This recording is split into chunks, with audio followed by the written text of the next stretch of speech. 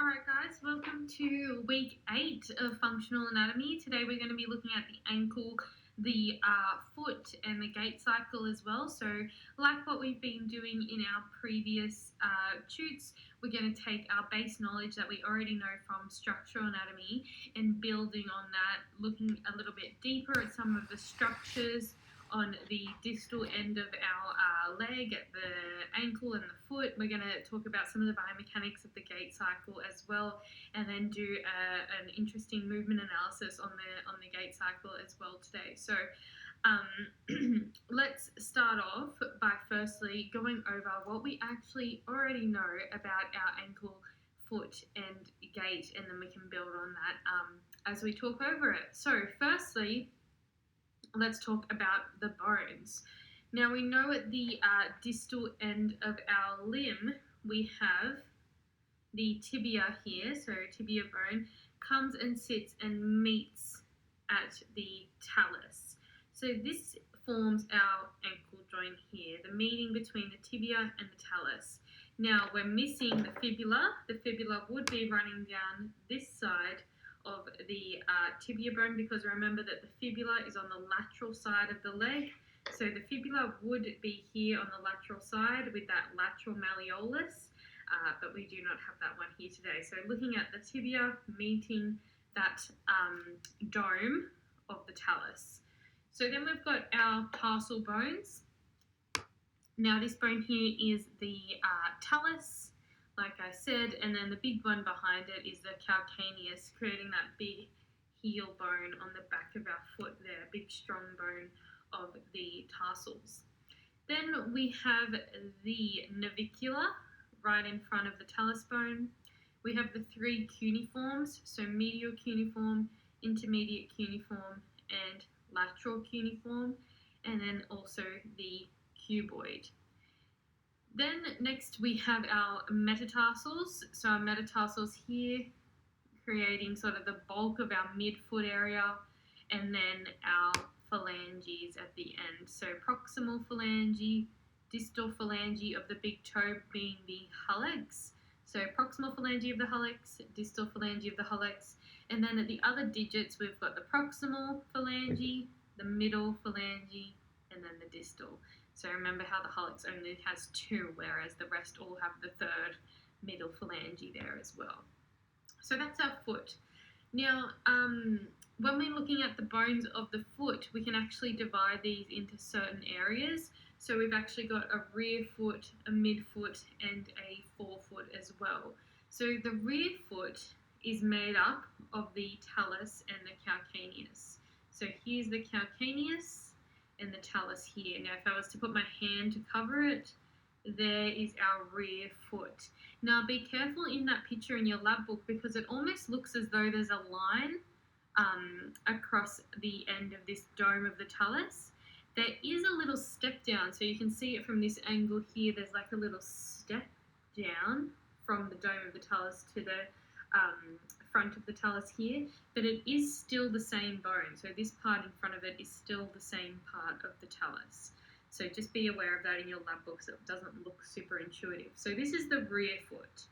Then we have the midfoot. So the midfoot is our cuboid, our navicular, and our three cuneiforms, creating the midfoot here, like so. And then we have the forefoot, which is our metatarsals and our phalanges, or our toes. So the rear foot at the back, the midfoot being the other tarsal bones, and then the forefoot being the metatarsals and the phalanges. Now we also have arches of the foot. So we went over these in structural anatomy. But here I've got the hallux, so I'm looking at the medial side of the foot here, this being the medial longitudinal arch. So if you feel down to your foot, normally like on the inside of your foot you should have a bit of an arch sticking up there. That's the medial longitudinal arch, with the talus being the keystone of that arch. On the lateral side we've also got a lateral longitudinal arch. So here's the pinky toe, or the fifth phalange of the foot here. So this would be our lateral longitudinal arch. It's definitely not as high as the medial longitudinal arch, so it's a lot lower. And the keystone is the cuboid right here. So lateral longitudinal arch. And then we also have a transverse arch. So running transversely across the foot here is the arch, and it sort of intercepts the joint between the tarsals and the metatarsals. So it runs across that tarso-metatarsal joint there. So 3 arches of the foot.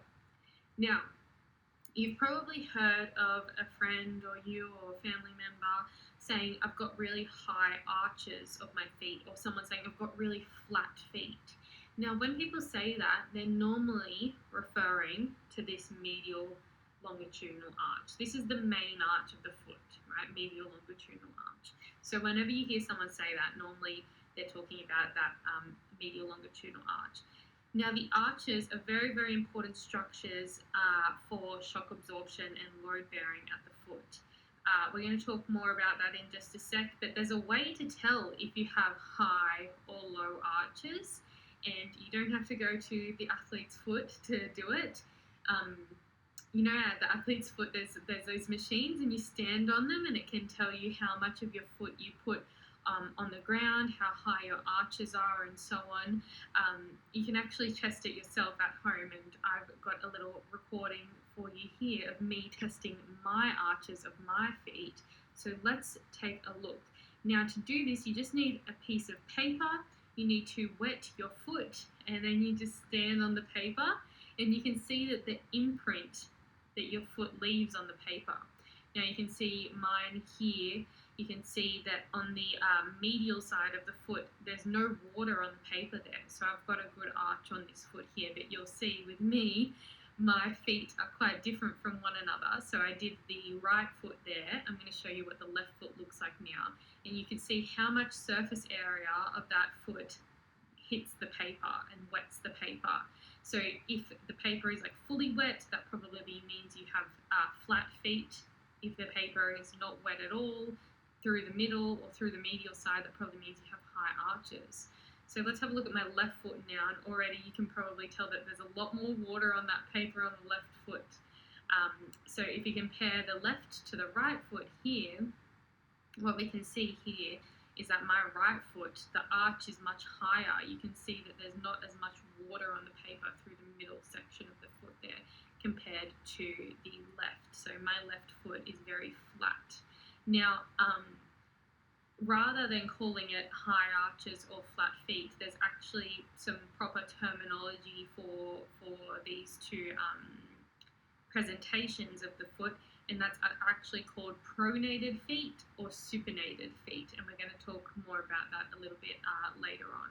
But you can see here quite a difference between my 2 feet, and you can give it a go for yourself at home. Actually get some pieces of paper, pop your foot in the sink or in the bath, and then step onto the paper. Your foot can't be dripping wet, because then you'll just saturate the paper, but give it a go. So make sure the whole bottom of your foot is wet, and then step on the paper. We actually used to do it in class. So we had buckets of water in class, and the students would take their shoes off in class and put all their feet into this bucket of water and then step on the piece of paper. And you can imagine now, given all of our sanitization, that is probably not going to be allowed. But yeah, it was a fun little activity that we did. So give it a go at home. All right, so we're talking about the functions of the arches. Now, the arches are very important. They're actually held up by a structure underneath the foot called the plantar fascia. So let me get a little model to show you. Okay, here is our plantar fascia underneath the foot. It's this connective tissue structure, like a ligament that runs underneath the foot. And actually, you can see on the model here, comes from the calcaneus to, what have we got here, the metatarsals. It actually runs a bit further than that in the real life, but on the model they've obviously cut it off a little bit short. But this is the plantar fascia. So the arches are held up by this plantar fascia structure, and then also by the other connective tissue, by the other ligaments surrounding the foot, all of those intrinsic ligaments of the foot here, also by the shape of the bones themselves, but really this plantar fascia plays a big role. Now, when you walk or you run or you just move around, you load the foot with force, right? With every step that you take, the foot is being loaded. And this sort of transfer of force comes through our body, through our foot, makes our foot sort of collapse and then ease into the ground. Now, the slower the rate at which this force is sort of, I guess, transferred, we can reduce the shock that goes through the foot. So the arches play a big role in shock absorption, right? So every time you take a step, the arches are going to collapse a little bit. And if we can slow that collapse, we can reduce the amount of shock or the amount of force that's going to run through the foot. The arches also play a big role in energy reabsorption or energy return. So as I step on the ground, the energy goes through my foot into the ground, but then it can also return through the foot as well. And that's through this mechanism called the, let's have a look, Windlass mechanism. So you can see here the foot. If you look at the top picture, we see a flat sort of neutral shaped foot. We can see the plantar fascia running along the bottom of the foot here, helping to maintain the arches. And what we see is that when the big toe dorsiflexes, or just flexes is the other term we use for toe dorsiflexion, when that toe points upwards, the plantar fascia tightens and actually increases the height of the arch. And we know that when we take a step and we want to propel ourselves forwards, that big toe is going to dorsiflex because it's going to be on the ground like this. So as we step, the plantar fascia tightens, it helps to maintain the height of the arches, and it actually increases the height of the arches, which gives us a nice rigid foot so that we can step off of and propel ourselves forward. So it's very important for propulsion, for moving around day to day. It helps to give us some energy or return some force so that we can continue moving forwards and accelerating if we're running. Right? So this is the windlass mechanism. And you can see in this image here, this is what it looks like when we walk around. So when we're about to take off, we're in this push-off sort of position here in the gait cycle. We're about to toe off. The plantar fascia tightens, it increases the height of the arch. It provides a nice rigid structure for us to propel ourselves forward off of. So this is the windlass mechanism, and you can see it clearly in this video here. So take a look at this video and this explanation of how that arch height actually increases during the gait cycle. The medial longitudinal arch is central to the foot's windlass mechanics. The truss of the arch is formed by the calcaneus or heel bone, the mid-tarsal joint, and the first MTP joint. The plantar aponeurosis forms the tie rod that spans from heel to toes. The attachment of this aponeurosis to the toes beyond the MTP joint forms the basis of the windlass mechanism. When the big toe is dorsiflexed during walking, the aponeurosis winds around the first MTP joint and pulls the heel and toes slightly closer together, raising the medial longitudinal arch and locking the bones of the foot. It's an ingenious way of stiffening the foot and converting the supple landing foot into a rigid propulsion foot. In this example, the distance between the heel and the toe is shortened from 4.8 units to 4.5 units. The windlass mechanism does not occur when wearing shoes because shoes do not allow movements in the foot, like toe flexion and extension. Okay, so there's a little bit of an overview of the windlass mechanism for you. Interesting thing at the end there about the shoes. Now, if you are someone or know someone who's a big advocate of the barefoot running shoes, so if you're not sure, if you're not too familiar with that, it's those sock shoes. Basically, you know, if you've seen runners who wear like socks as shoes, they've normally got like little toes in them. The idea behind the people who use these sock shoes or these barefoot running shoes is that they use the natural windlass mechanism when running, because the sort of regular running shoes don't allow for it as much. But yeah, the barefoot versus shoed running is a big, interesting debate that I'm sure some of you might have opinions on, and I'd love to hear them. So let me know, what do you think is the best one, barefoot or supported running shoes? Okay, so let's talk now about the movements of the foot and ankle. So we've spoken about the bones of the ankle. Now, before we speak about the movements of the ankle joint, we need to look a little bit at the joints themselves. Now, the first and the biggest sort of joint down at the distal end of the limb is, of course, what we've called up until now our ankle joint. Now, we're going to give this its correct name. So it's the joint between the tibia and the tarsal bone. Some people do call this the tibiotarsal joint, but its proper anatomical name is actually the talocrural joint. So it's spelled Talocrual,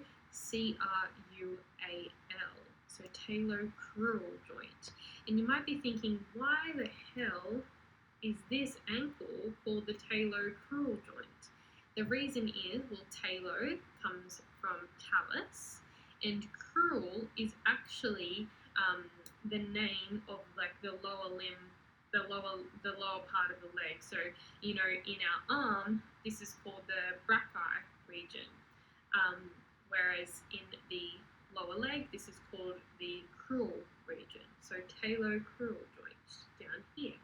We know it's a hinge joint, so its actions only occur in one axis or across one axis, so it's a uniaxial joint, meaning that this talocrural joint only plantarflexes and dorsiflexes. So dorsiflexion, bring your toes up towards your knee. Plantarflexion, point the toes downwards. So dorsiflexion, plantarflexion. And that's all that happens at the talocrural joint, the joint between the tibia and the talus. Now then we have the intertarsal joints. And the intertarsal joints, we haven't really spoken about them in too much detail as of yet. Now we know that the intertarsal joints are responsible for inversion and eversion of the foot. So inversion, soles face in, eversion, soles face out. So invert, face your soles in towards each other, evert as they come back out the other way. So inversion and eversion, we've previously said that they occur at the intertarsals. Now remember, the intertarsal joints are plane joints, so they are non-axial joints, but that doesn't mean that they can't move, right? It just means that they don't move around an axis. So inversion and eversion occur at the intertarsals, as do abduction and adduction of the foot.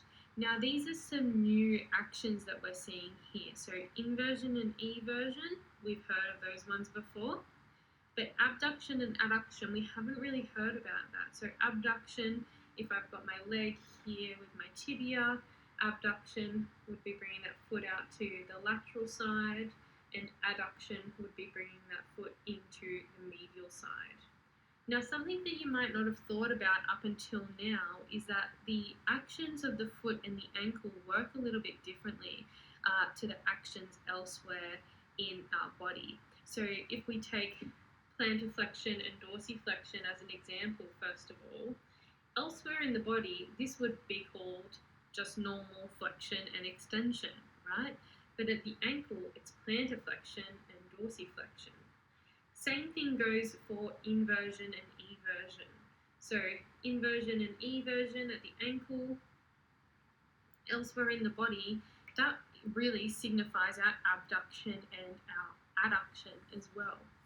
And then finally for abduction and adduction at the foot, elsewhere in the body, this would be medial and lateral rotation.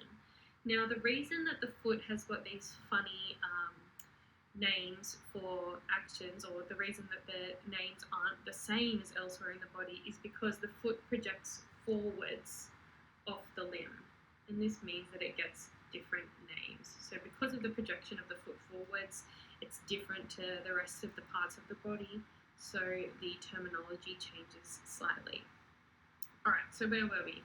Okay, we're talking about inversion, eversion, and abduction and adduction occurring at the intertarsal joints.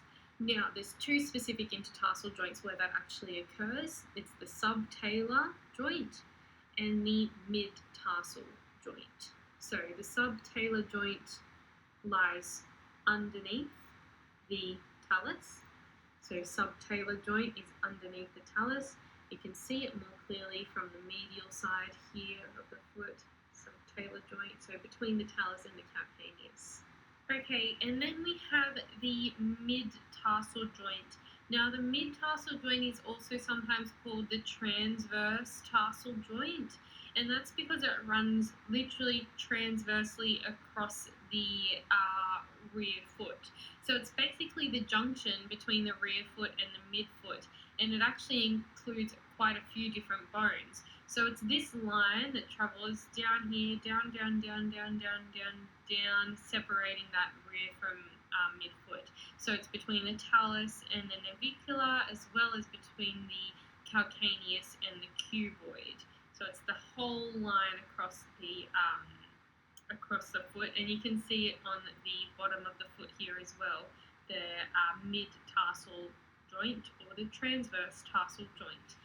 So together, the mid-tarsal joint and the subtalar joint allow for inversion and eversion of the foot, as well as abduction and adduction of the foot. So they're two very important intertarsal joints that we've now named and looked at a bit closer.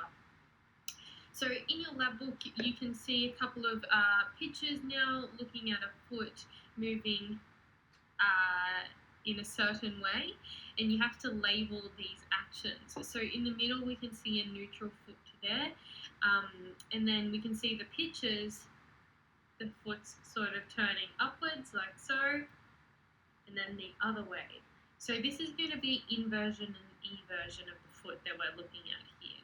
Now we can see inversion when the soles face in, so think like big toe comes up, soles face in towards each other, this would be inversion, and then eversion, soles face away from each other, so the other foot would be right here. In towards each other, inversion, out away from each other, eversion. So the first picture in that set of three is going to be inversion, then neutral, then eversion.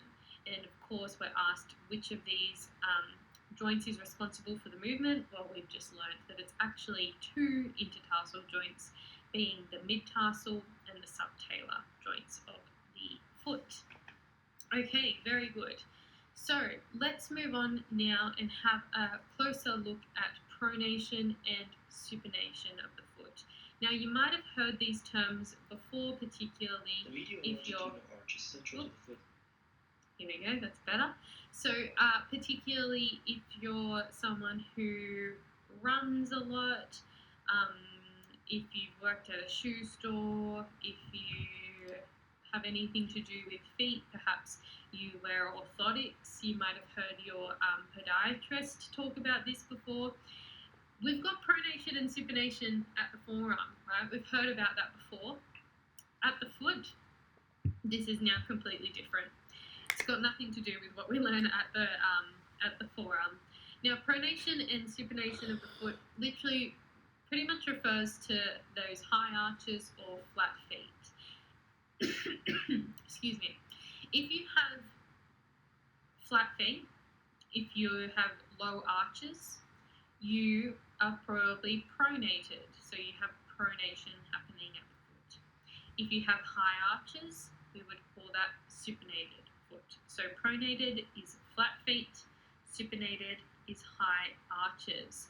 Now, the interesting thing though is that pronation and supination are actually combinations of different actions at the ankle and foot. So pronation and supination aren't movements on their own, they're actually combined actions of different movements at the foot and ankle. And you can see in your lab books there you have space to write the 3 actions that refer to pronation and supination. So let's first have a look at these actions in motion. So let's see this foot here moving from pronation to supination. So you can see the flat feet in pronation, then pulling up to having an arch at that medial longitudinal arch there for supination. So pronation is flatten the arch, supination is bring the arch up higher. That's basically the difference between them. Don't worry about this slide here. So if these were my feet and these are my arches, pronation is flat, supination is high arches. And in actual fact, pronation is a combination of eversion, dorsiflexion, and abduction. So I'll say that again. Pronation is eversion, dorsiflexion, and abduction all happening together. So if you put your foot in that position right now, so take your foot, evert it, dorsiflex it, and abduct it, and your arch is going to be very close to the ground. So if you put your foot on the ground now, that medial arch is probably touching the ground, right? In supination, we do the opposite. So inversion, plantarflexion, and adduction. And when we combine these actions and actually do it at our ankle and foot, we can see that that medial longitudinal arch is quite high up off the ground now. Now, when you look at these images in your lab book representing pronation and supination, these pictures look quite confusing, right? And that's because you're looking from the back. You don't really know where the big toe is. So firstly, we've got to find the big toe, and the big toe in these pictures is actually on the left-hand side of the picture, but you can probably see it a little bit more clearly in these images as well. So the big toe is always on the left-hand side. Yes, left-hand side. So in that first picture, we're seeing the arch very flat against the ground, so this would be representative of pronation. And then in the second picture, we're looking at a more supinated foot with that higher arch. And these actions of the foot are very important because they have flow-on effects. So if our foot is pronated or supinated, that's going to affect what's happening at our tibia, then that's going to have an effect at the knee, and then potentially have issues upwards at the hip as well. So whenever we're talking about injuries at the limb, it's always important to consider the whole limb, because one small thing happening at the foot can have an effect on all of the joints of the lower limb. So in pronation, when the leg is excessively pronated, the tibia actually internally rotates to offset that, and you can see that quite clearly in this image here. So if we have this very flat foot shown in the pronated image here, the tibia internally rotates to compensate for that. And something that you can notice straight away with someone who has pronated feet or flat feet is that their kneecaps point inwards towards each other. So if you're wondering if you have flat feet or someone in your family has flat feet, just get them to stand upright and look at their kneecaps. Do their kneecaps point straight towards you, or do their kneecaps point in towards each other? If they point in towards each other, that represents that internal rotation happening at the knee and at the tibia, and then therefore at the knee as well.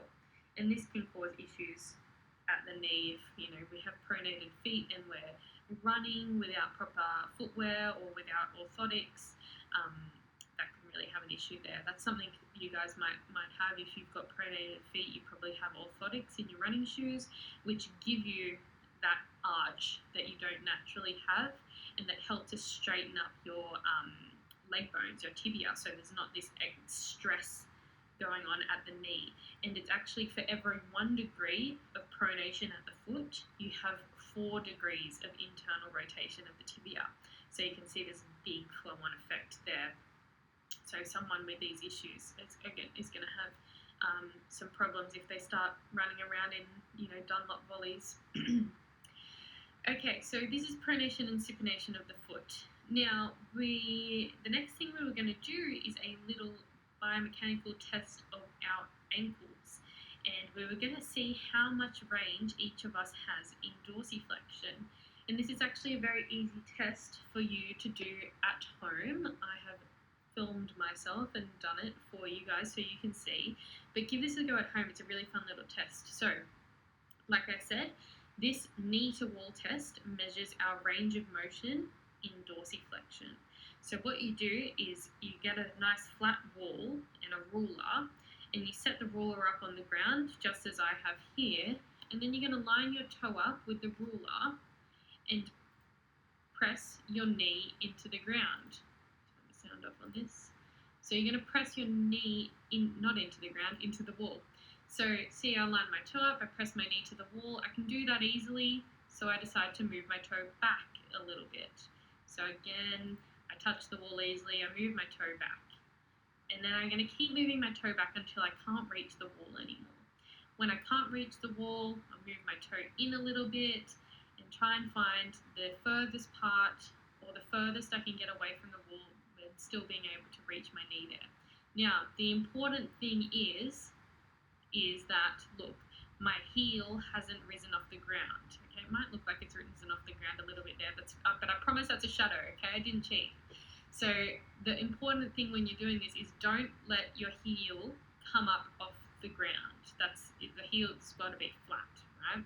So here you can see I'm lining up, I'm taking getting my knee to the wall and taking the measurement. And on this leg, this is my right leg, it was actually 13 centimeters, but because this camera's flipped, it looks like my left. But my right leg was 13 centimeters. So here I'm doing the same thing again with my left leg, and we now know that my left leg is a little bit messed up. So let's look and see, is there a difference in how much dorsiflexion range I can get?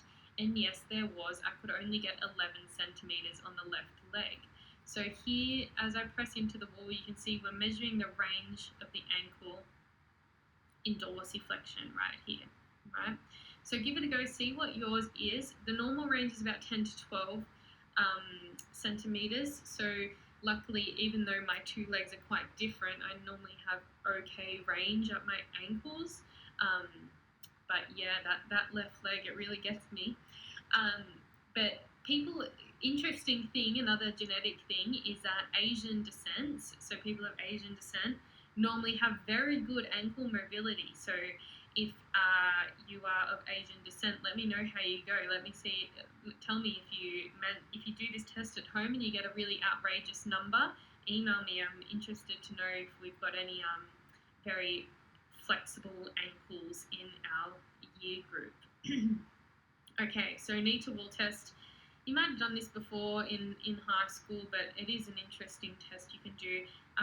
This dorsiflexion of the ankle is very important for lots of different actions, particularly for squatting. So if you're someone who goes to the gym and does a lot of squatting, you might want to have better ankle dorsiflexion, particularly people who are like doing weightlifting for a sport. So if we have anyone in here who's a weightlifter, they do the snatch and the clean and jerk, they want to have really good ankle mobility so that they can sit in the bottom of the squat really nicely and then stand back up.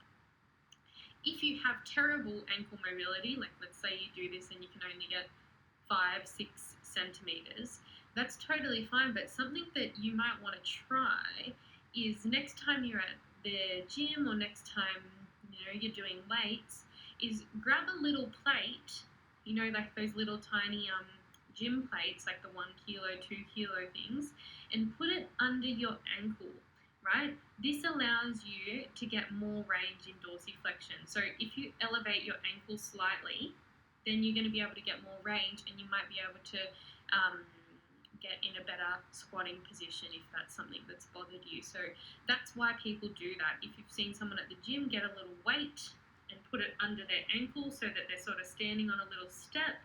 That can help with that range of motion at the ankle there. It's also why, if you've seen people who are doing weightlifting and they're very into it, they buy weightlifting shoes, and the weightlifting shoes have a tiny little heel in them. That's the same reason. It allows them to get more range at their ankles. so that they can sit down into a squat better. So that's all to do with ankle dorsiflexion, range of motion. All right, let's move on and talk about the gait cycle now. So the gait cycle, Lee spoke about this in the lecture. If you want to have a go at completing this station for yourself with naming the different sections of the gait cycle, you can pause the video and do that now. If not, you can get the answers with me right now. Okay, so the gait cycle. First thing to know about the gait cycle is there's two phases, the stance phase and the swing phase. So the stance phase is when our foot is on the ground. It's 65% of the gait cycle, so our foot spends the most amount of time on the ground. And then the swing phase is 35% of the gait cycle. This is when our foot is moving through the air.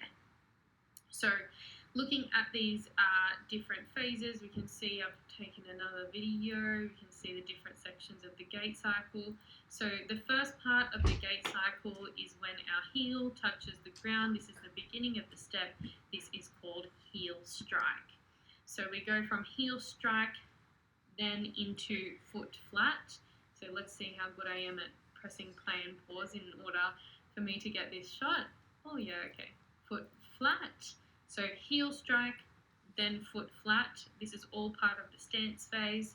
Then we're going to do heel rise. So we're going to lift our heel up. There's our heel rise. Then we go into push off. And then we go into toe off, where the toe lifts off the ground. There's our toe off. And then as I brought my foot forward there, that would be the beginning of the swing phase called acceleration.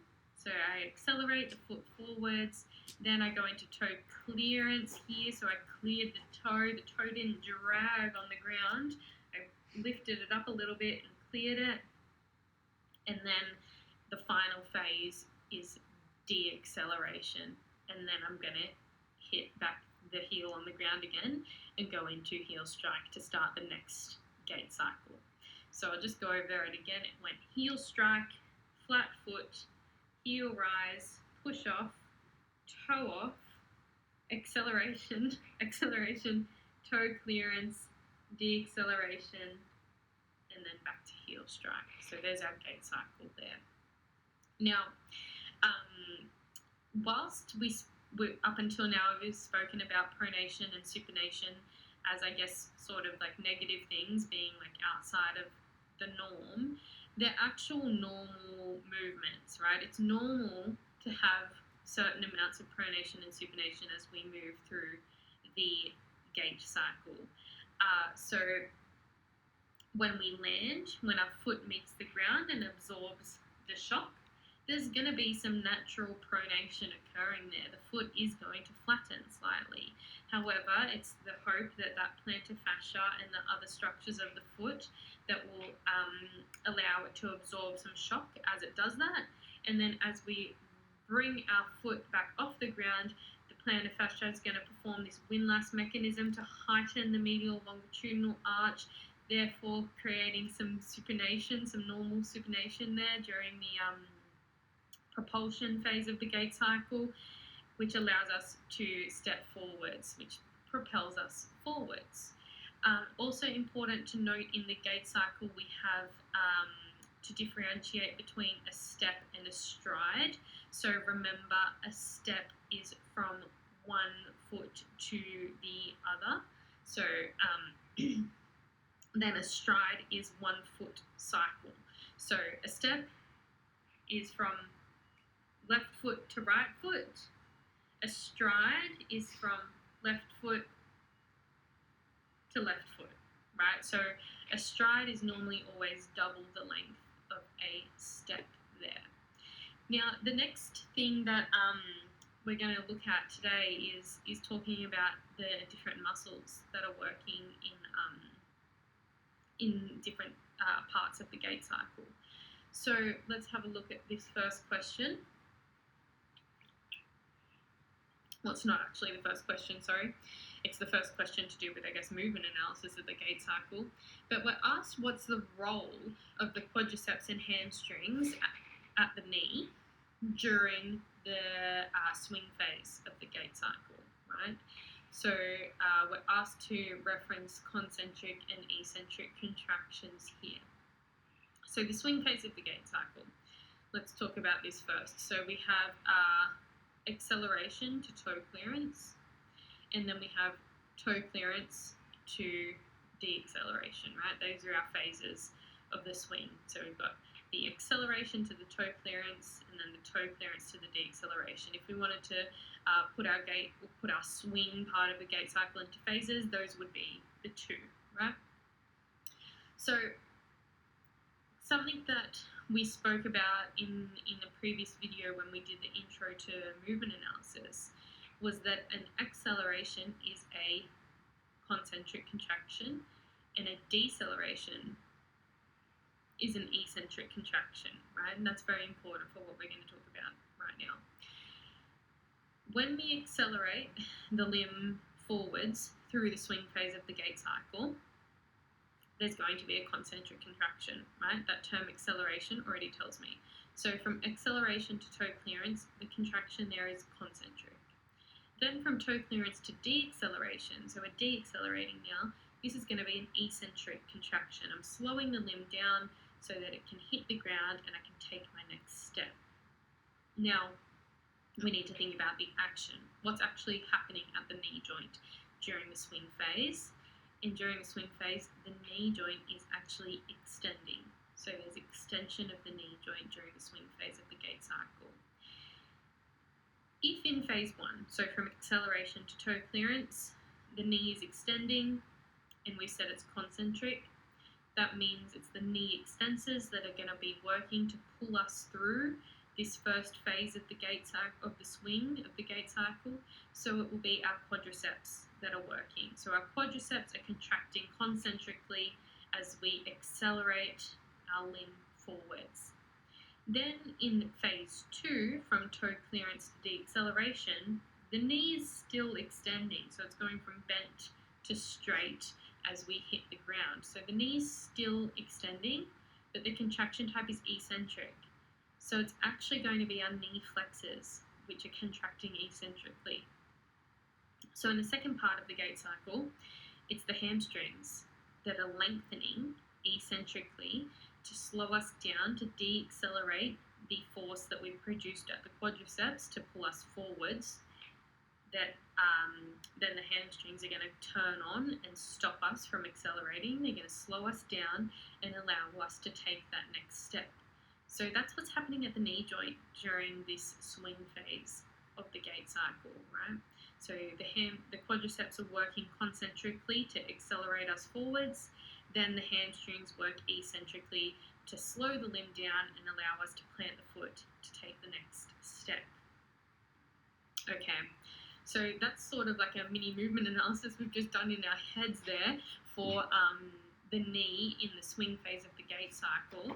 Let's now have a look on the next page, and we've actually got a whole entire movement analysis for the gait cycle at the talocrural joint. So let's first have a think before we attempt this. The talocrural joint. We know that this is the name for the ankle joint, right? The ankle joint, or the talocrural joint, we know is a hinge, so it can only have two actions, being either plantarflexion or dorsiflexion. So this joint is either plantarflexing or dorsiflexing. It's not doing anything else. It can only be one of those two actions. So that should help you first of all. Now, with this movement analysis, I have a video for you here. This video goes for 4 minutes. So I'm going to press play, and you'll see that the video sort of goes from fast to slow motion, so you can see more clearly what's happening at the talocrural joint there. So what I want you to do now is watch this video and have a go at this movement analysis. If you can't get the contraction type or the muscle groups, that's fine, leave that blank. but I want you to at least have a look at the different phases and try to put down an action for each of these phases, remembering it's only either going to be plantar flexion or dorsiflexion. So watch this video through and we'll come back and talk about it once it's done.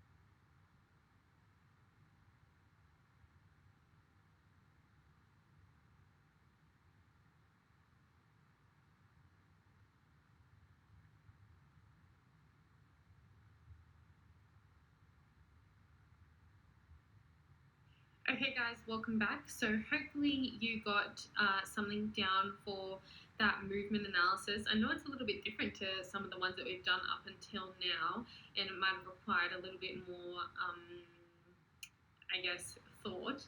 But yeah, let's have a look at the answers now and talk through and see how you all did. So here are the answers. Now, don't just copy them down. Listen and sort of talk through them with me so that you've got a good understanding. You'll have plenty of time to come back to this video and make sure you've got the right answers. So if we look at our joint actions, first of all, from heel strike to foot flat, we're lowering the foot down, so it is plantar flexion. So we're going from dorsiflexed to a plantar flexed position. Now, something that's important to remember, I guess, is if I have my, let's pretend that my hand here is the tibia. So this right here, if the toe was pointed upwards, this right here is dorsiflexion, right? If you took a screenshot of this is dorsiflexion.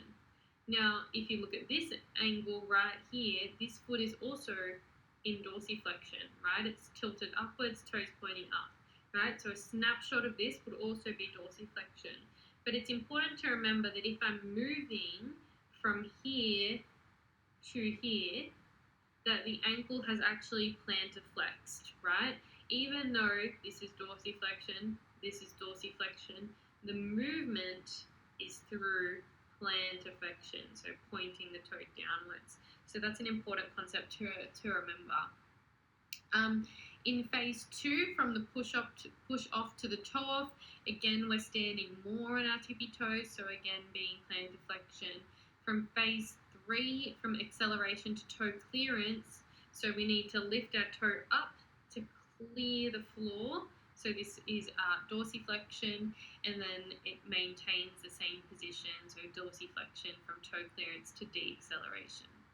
Now let's talk about contraction types. So in phase 1, we're bringing the foot downwards from heel strike to foot flat. Now we're lowering the foot down to the ground. Did anything I say there ring a bell? Lowering the foot down to the ground.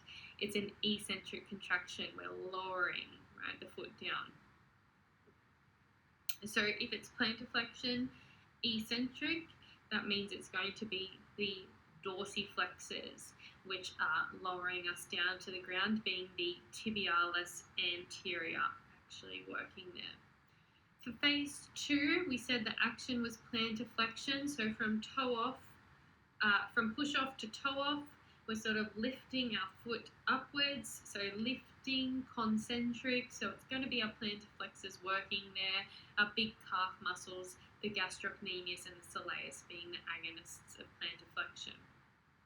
Then in phase 3, we had dorsiflexion, so coming from acceleration to toe clearance, we're lifting our toes upwards, lifting, concentric, and then it will be the dorsiflexors, tibialis anterior. The last phase is what sort of tricks people up, because people see that word, deacceleration, and I've just told you deacceleration means eccentric. But something that's really important to remember for this movement analysis here is that, yes, the limb is deaccelerating, but the ankle joint is still in the same position from toe clearance to deacceleration. So you can look back at the video that I've just played, and you can see in phase 3 from toe clearance to deacceleration, there's no change in the angle of that ankle joint, or that talocrural joint, I should now say. So there's no change in the angle there. So that means it's an isometric contraction. Whilst the limb is deaccelerating, the knee is experiencing an eccentric contraction, the hip is experiencing an eccentric contraction, the ankle is actually isometric, right? So isometric dorsiflexors, it's the dorsiflexor muscles which are holding it up in dorsiflexion. So think about gravity, the dorsiflexors are going to be holding us up in this position. So it's the tibialis anterior. All right, guys, that is it for week 8, looking at the ankle, foot, and gait. I'll see you next week.